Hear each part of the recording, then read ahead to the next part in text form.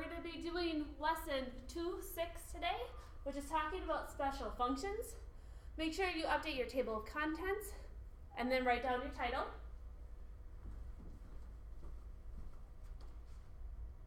Today we're going to be talking about special functions, which are step functions and piecewise functions.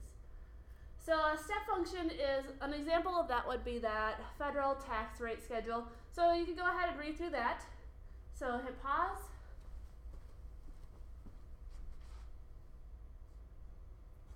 And then we also have piecewise defined functions. Go ahead and copy down the highlighted information. Step functions and greatest integers. Again, you'll want to hit pause. We also have absolute value functions. We've talked about absolute values, but we haven't graphed them yet. The graph of it is a V-shaped graph.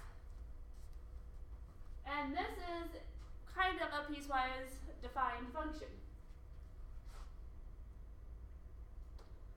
Okay, so before you get started on this actual lesson, first of all, you want to make sure you're working in pencil because we will need to draw lines and then erase them. And then you will also need graph paper. So if you don't have it, hit pause and go find it and then come on back. So a piecewise defined function means that pieces of it work for certain parts of the graph. And so we need to look at this in pieces. We are first going to graph that graph, and then we will set it up according to this domain. So we're going to first start with the graph. That graph is in y equals mx plus b form. So we can start with our y-intercept at -1. And from there we look at our slope, which is a number in front of x, which is 1. And it's 1 over 1, so rise 1, run 1. Again, this needs to be done in pencil because we will be erasing part of this line. Oops, let me draw that.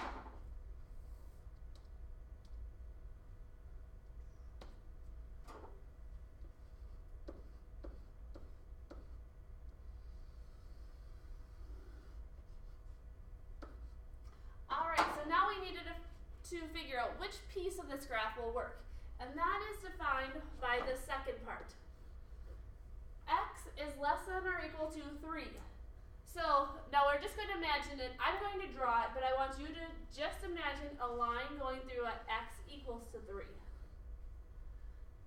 So imagine that line, and now we want the graph that is to the left of it because it is less than. So now go ahead and take your eraser and erase the part of that line up until that point. We don't need that line anymore. And now we decide if it is an open or closed circle right here. Since it is less than or equal to, the equal to part tells us to fill it in. Okay, there is the first piece of our graph. Now the second piece of our graph is f of x equals -1. -1. When it's equal to a constant term, it is just going to be a horizontal line. So in pencil, go ahead and draw a horizontal line at -1.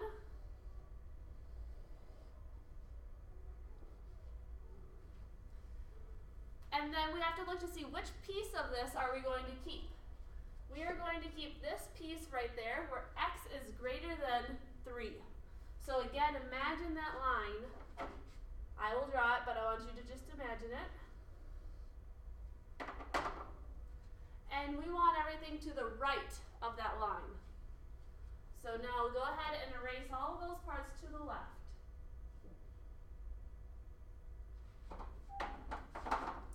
And we don't need that line. And now we draw a circle there, and we need to decide if it is open or closed. Since it is just a greater than symbol, we do not close it up. There is our graph. So now we need to decide what is our domain and what is our range. So we've introduced this before. We haven't had a ton of practice of it. But domain, we imagine a vertical line going through it. And when will this hit the graph? It's hitting the graph now. At this point, it is hitting the graph up here. It is not hitting it at the open circle. And it still hits the graph over here. So the domain is always hitting the graph. Even over here. It doesn't look like it, but remember they extend on into infinity. So the domain is all real numbers. Now the range, we do it the other way.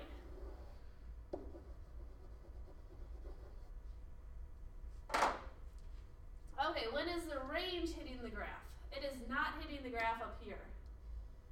Oh, they separated just a second.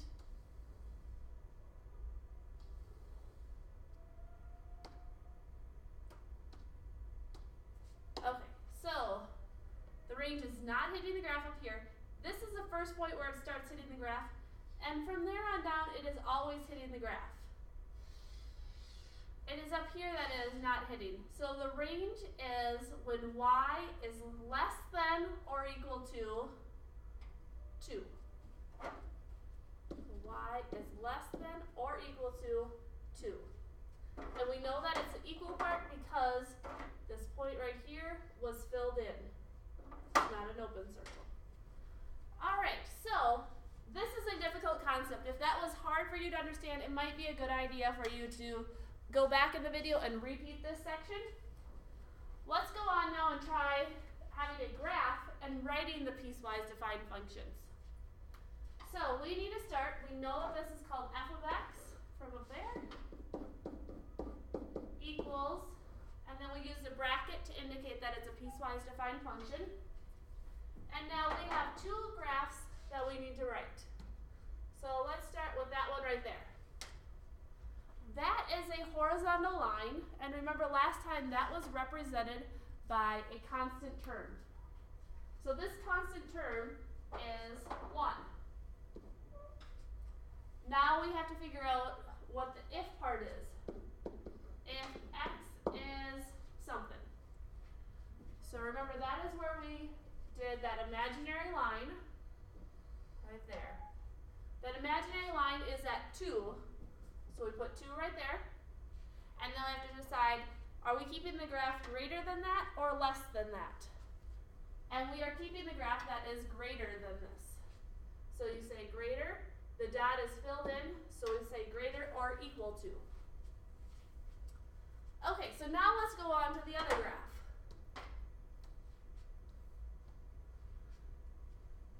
This one is a linear equation. It has a slope and a y-intercept, so we'll use the form y equals mx plus b, or f of x equals mx plus b. So our b value is our y-intercept, which is right there, and that would be at -4. And then we need to figure out our slope. So the slope will go in front of x. From there, it goes up 1, over 1, up 1, over 1. So the slope is just 1. And then we have to put the constraints on it.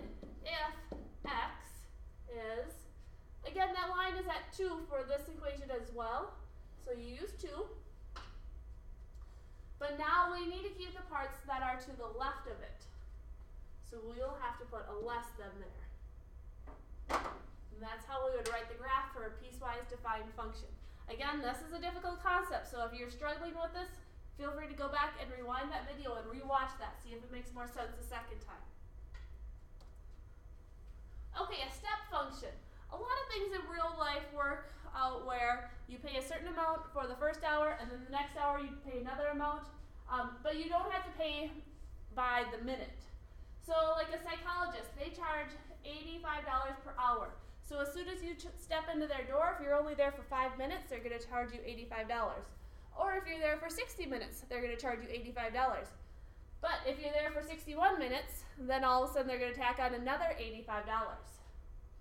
So we are going to need to graph this. So draw an x and y axis. And let's do it by hours on the x-axis.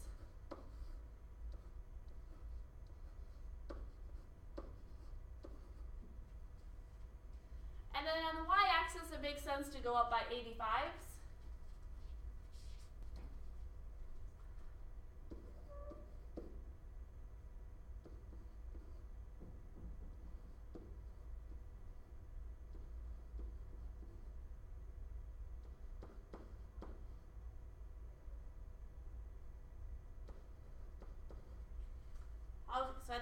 sufficient amount. So from 0 minutes or 0 hours up to 1 hour, that is going to be a line at 85. Now the thing we need to decide is where do the open circles go and where do the closed circles go? Well, if you're there for 0 minutes, so that means you're not there, do you get charged any money?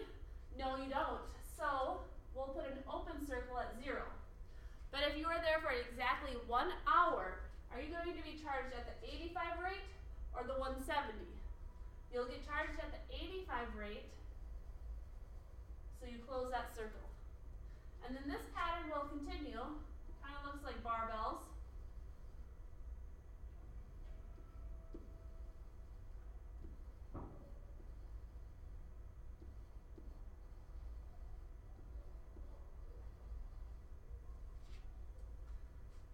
And that is a step function.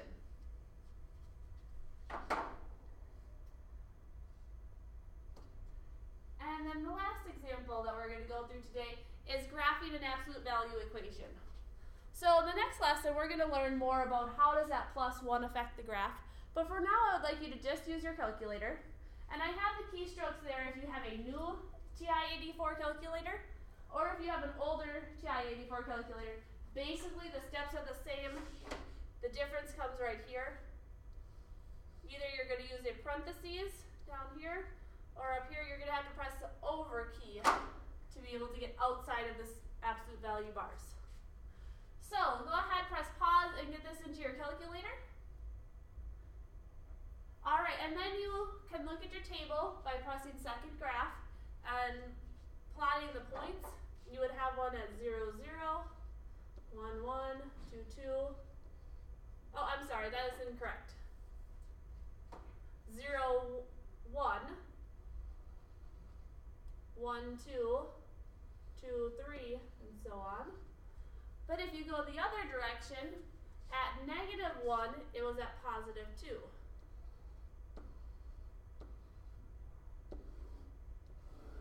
And therefore, that is the shape of the graph. We need to do the domain and range, and so that's where we imagine lines going through it. The domain,